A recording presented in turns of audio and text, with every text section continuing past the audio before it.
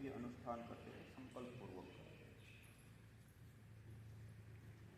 ओम तत्सत् श्री ब्रह्मणो दिवसे द्वितीये प्रहरोत्तरार्धे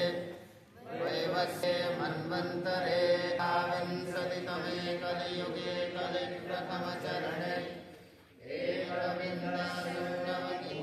एकविंशतिकोटिसहस्राधिक पञ्चाशत्सहस्र पञ्चविंशत्युत्तरशततमे सृष्टिसंवत्सरे एकाशीत्युत्तरद्विसहस्रतमे पिङ्गलनाम्नि विक्रमसंवत्सरे उत्तरायणे शिशिरऋतौ माघमासे शुक्लपक्षे द्वादश्यां तिथौ रविवासरे